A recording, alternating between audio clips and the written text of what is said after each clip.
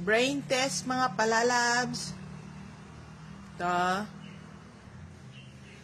Kung ang A at saka B ay 14, yung C at saka D ay 16, yung A at saka C ay 15, and B at saka D ay 15 din.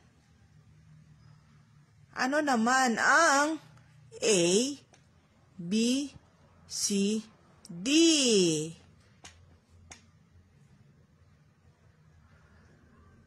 Yan, mga palalabs. Hindi naman ako matalino sa math, pero marunong lang naman ako. Ito, nag-aaral ulit, nagre-research. Anyway, mga palalabs, thank you.